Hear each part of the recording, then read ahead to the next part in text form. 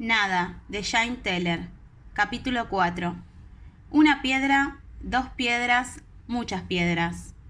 Estaban en la carretilla que el piadoso Kai usaba normalmente para repartir los periódicos locales cada martes por la tarde, además de la hoja parroquial el primer miércoles del mes.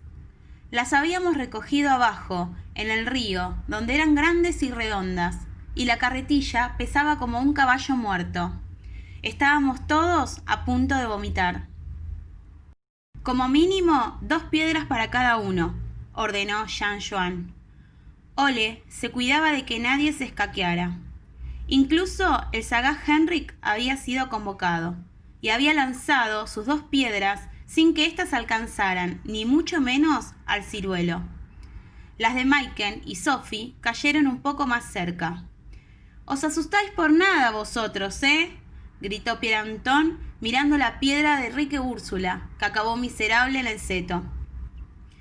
«Te estás aquí arriba, sentado, solo porque tu padre se ha quedado colgado en 1968», gritó el gran Hans, y lanzó una piedra que, internándose en el árbol, chocó contra una ciruela y esparció su pulpa jugosa por doquier.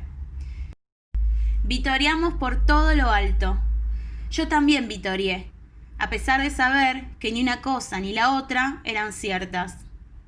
El padre de Pierre Anton y los miembros de la comuna cultivaban verduras ecológicas y practicaban religiones exóticas, y eran proclives a acoger espíritus, tratamientos alternativos y a otros seres humanos. Pero esta no era la razón por la que no era cierto. No era cierto porque el padre de Pierre Anton llevaba el pelo cortado al rape y trabajaba en una empresa informática, y todo era muy moderno, y nada tenían que ver él ni Pierre Anton con 1968. «Mi padre no se ha quedado colgado en nada, ni yo tampoco», gritó Pierre Anton, y se secó un poco el jugo del brazo. «Yo estoy sentado en la nada, que no es lo mismo, y mejor estar sentado en la nada que en algo que no es nada». Era temprano por la mañana. El sol lanzaba destellos oblicuos desde el este, es decir, directo a los ojos de Pierre Anton, y tenía que protegerse, haciéndose sombra con una mano para poder vernos. Nosotros estábamos de pie con el sol a nuestra espalda, junto a la carretilla de los periódicos, al otro lado de la acera, donde era difícil que nos alcanzaran las ciruelas de Pierre Anton. No respondimos a sus palabras. Le tocaba a Richard. La primera piedra que lanzó dio con fuerza en el tronco del ciruelo, y la otra pasó silbando entre las hojas y las ciruelas, y casi rozó la oreja izquierda de Pierre Anton. Entonces tiré yo. Nunca he tenido buena puntería, pero estaba enojada y decidida a dar en el blanco. Mientras que una de mis piedras fue a parar al seto, al lado de Rique Úrsula, la otra dio con fuerza en la rama donde estaba sentado. «Entonces, Agnes», gritó Pierre Anton, «¿tanto te cuesta creer que nada importa?». Lancé una tercera piedra, y esa debí de darle, porque sonó un «au», y durante un instante se hizo el silencio total en la copa del árbol. Después tiró Ole, pero demasiado alto y demasiado lejos, y Pierre Anton volvió a vociferar. «Si vivís hasta los 80, habréis dormido 30 años, ido a la escuela y hecho deberes cerca de 9 años, y trabajado casi 14 años. Como ya habéis empleado más de 6 años en ser niños y jugar, y después gastaréis como mínimo 12 años en limpiar, hacer la comida y cuidar a los hijos, os quedarán como máximo 9 años para vivir». Entonces lanzó una ciruela al aire que trazó un débil arco antes de caer pesadamente en la cloaca. «Y todavía os haréis emplear esos 9 años en fingir que tenéis éxito actuando en este teatro sin sentido, cuando en lugar de ello podrías disfrutar de esos años inmediatamente». Cogió todavía una ciruela más. Indolente, se inclinó hacia atrás en la bifurcación entre 2 ramas, a la vez que sopesaba el fruto en la mano. Le dio un gran mordisco y se rió. Las victorias estaban casi maduras. «No es un teatro», vociferó Ole, amenazándole con el puño. No es un teatro, se unió el gran Hans, haciendo volar una piedra. ¿Por qué finge todo el mundo que todo lo que no es importante lo es, y mucho? Y al mismo tiempo, todos se afanan terriblemente en fingir que lo realmente importante no lo es en absoluto. Pero Antón se rió y se sacó con la manga el jugo de ciruela de la barbilla. ¿Por qué es tan importante expresar gratitud por la comida y por la última vez que nos vimos? Y gracias y buenos días y cómo te va. Si bien pronto ninguno de nosotros no irá ya a ninguna parte. Bien que lo sabéis todos.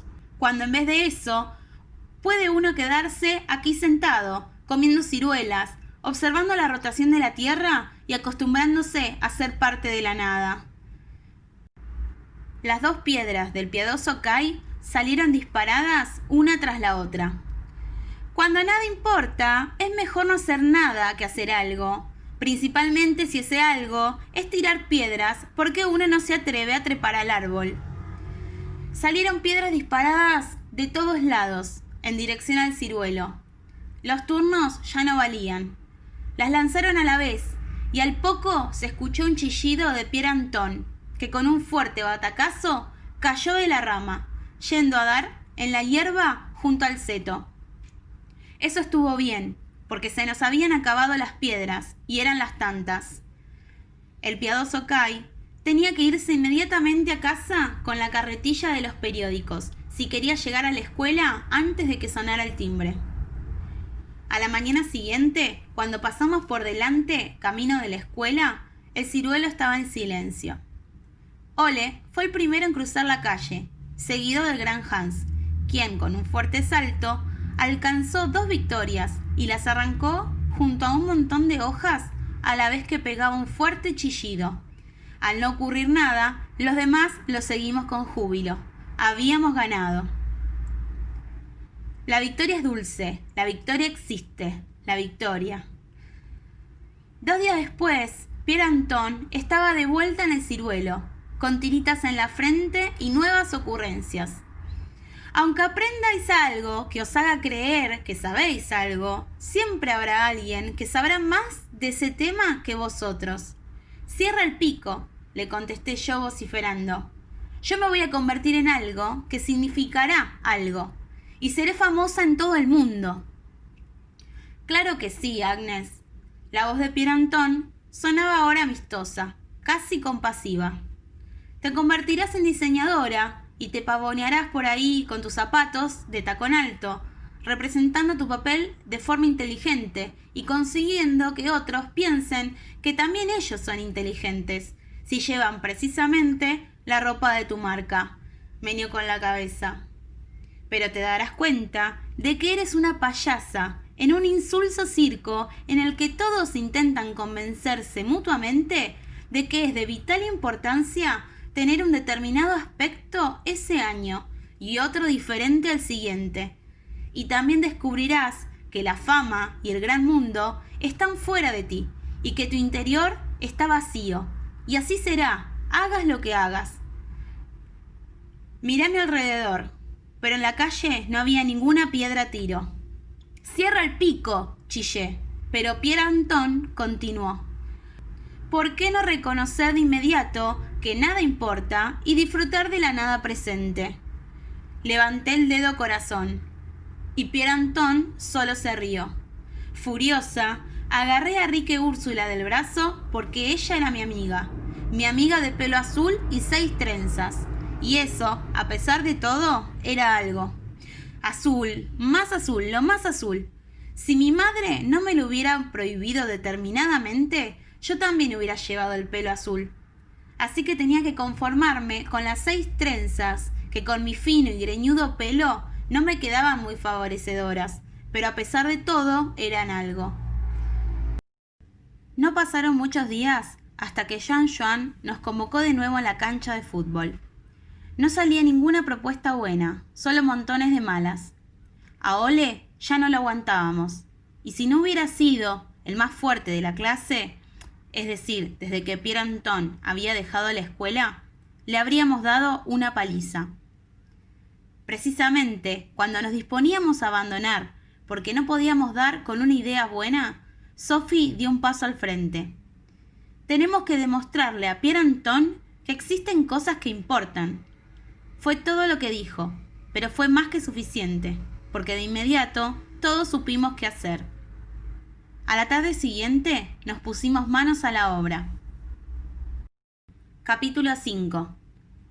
Sophie vivía justo donde Tairín deja de ser ciudad y se convierte en campo.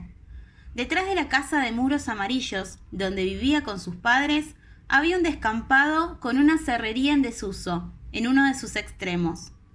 La serrería no estaba en funcionamiento e iba a ser derribada para acoger un polideportivo, del que los importantes de la ciudad habían hablado durante años. Ya nadie creía realmente en ese polideportivo, y aunque la serrería estuviera en ruinas, con los cristales reventados y un agujero en el techo, se mantenía todavía en pie, y era exactamente lo que necesitábamos.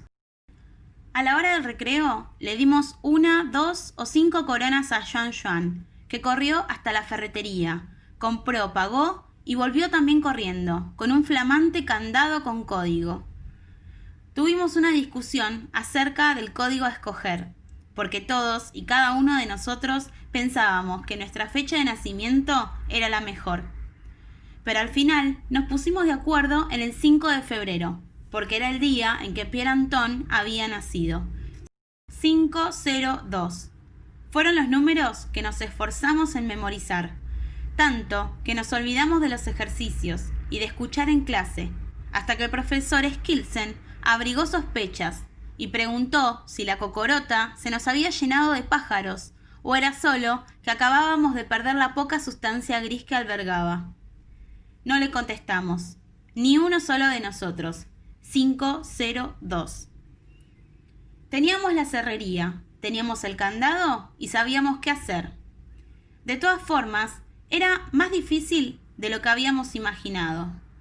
Pierre Anton llevaba un poco de razón en eso de que no importaba nada. Y no era nada fácil juntar cosas que sí importaran. De nuevo fue Sophie quien nos salvó. Finjamos solo, dijo, y poco a poco dimos todos con algunas triquiñuelas que nos sirvieron de ayuda. Elise recordó que una vez lloró. Tenía 6 años y un perro Schäfer mordió la cabeza de su muñeca. Así que rebuscó a la vieja muñeca y su cabeza descuajada en las cajas del sótano y trajo las 2 partes a la serrería en desuso.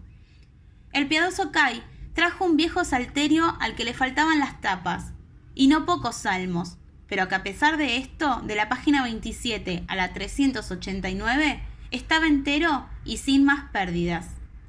Rique Úrsula entregó un peine nacarado, al que solo le faltaban 2 púas, y Jean Juan contribuyó con un cassette de los Beatles, que había perdido el sonido, pero que nunca había sido capaz de tirar. Otros fuimos de casa en casa, preguntando a sus dueños si nos podían dar una u otra cosa que significara algo para ellos. Nos dieron con 1 o 2 puertas en las narices, pero conseguimos las cosas más extrañas y nunca vistas. Los ancianos fueron los mejores.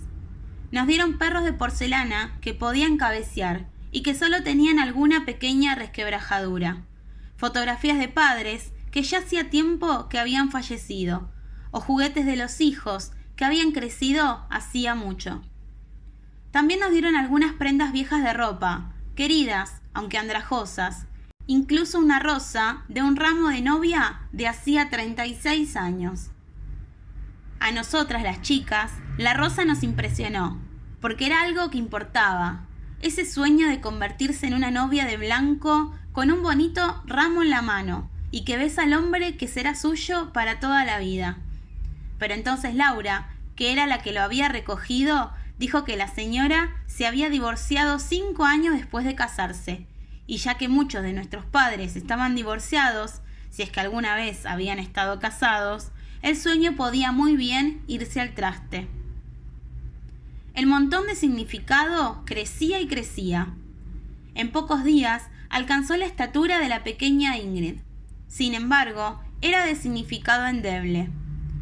Sabíamos todos muy bien que todo lo que habíamos juntado, en realidad, significaba muy poco para nosotros. Siendo así, ¿cómo persuadiríamos a Pierre Anton de la importancia de aquello? No, nos desenmascararía de inmediato.